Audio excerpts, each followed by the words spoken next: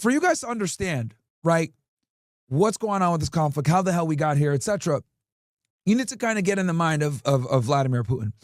And to get into the mind of Vladimir Putin, right, you need to know that he's always been a very Russia first guy. He is a hardcore nationalist.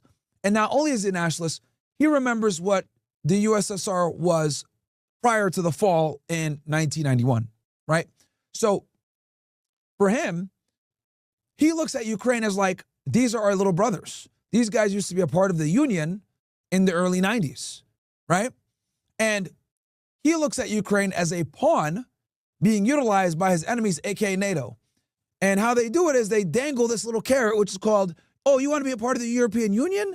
Oh, yeah, you want to be able to be a part of us? Okay, cool. Yeah, let's go ahead and get you dangling this little carrot here so you guys can go ahead and join the European Union, right? And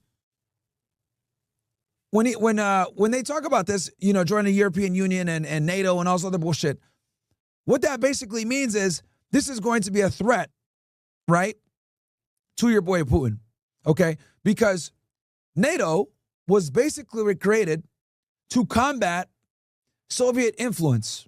That's what it was made for, okay? After World War II, we had the Cold War, right? And some make the argument that the Cold War is gone. Some people make the argument that it's still going, whatever it may be. But what you guys need to know for the purpose of this conversation is Russia, Putin namely, has been combating the expansion of NATO for a very long time. Putin looks at it where they've been dangling the carrot of NATO, them being able to join NATO and the European Union, all this other crap. But the problem with Ukraine is that it's extremely poor and corrupt, okay? A lot of the oligarchs from Russia got kicked out of Russia and went and set up shop in Ukraine, okay? And they used to have a guy in Russia, I think it was, oh my God, who was the leader of Ukraine? Man, holy shit. Sorry, guys, I'm drawing a brain fart right now. Poroshenko, there we go. Sorry about that. So Poroshenko, right, prior to your boy Zelensky, was kind of more neutral, but he was very pro-Russian as well. But he tried to do both sides, right? He tried to do both sides, not rock the boat enough, but he wasn't pro-NATO enough. So what happened? A coup happened. A color revolution happened in 2014 or 2013. And right here, it's called, I think it was called the Maidan Revolution. So here it is. Maidan Revolution between February 18th to the 23rd in 2014, right?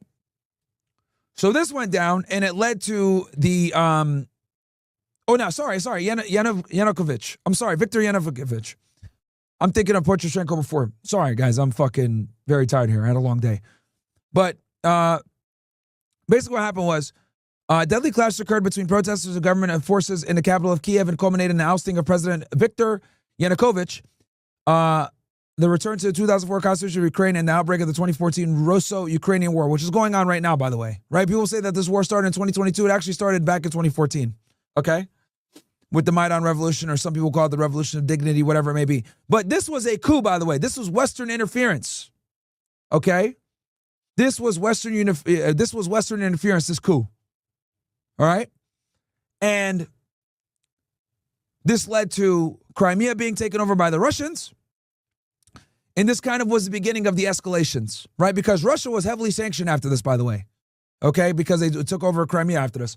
So what ended up happening was there's always been this fear of them joining NATO, right? Especially with people like Zelensky coming that are more pro-NATO, pro-West.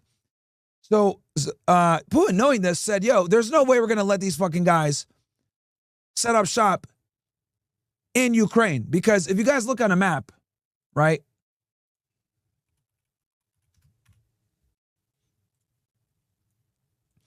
Here's Ukraine, right?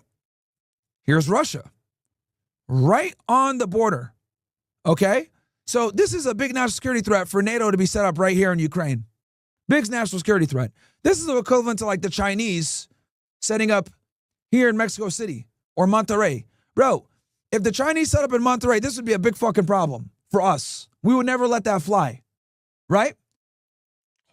So when Americans get pissed off that your boy Putin, right?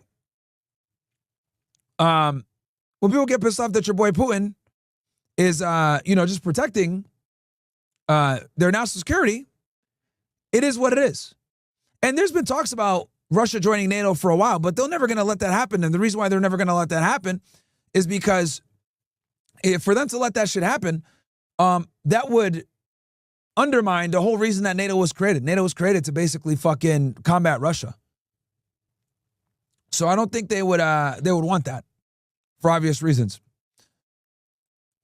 But yeah, so you can see it's right here on their border. So that would create a lot of national security problems for them. And that's why we're in this conflict that we're in now. And that's why they invaded. Does that make sense, chat? I hope that makes sense. So this war started, number one, didn't start in 2022, it started in 2014. That's number one. Number two, NATO is consistently expanding. Number three, this coup that I just talked to you guys about, the Maidan Revolution, led to the ousting of Viktor Yanukovych. And he was more pro-Russia. They got rid of him, put your boy Zelensky in, a Western puppet.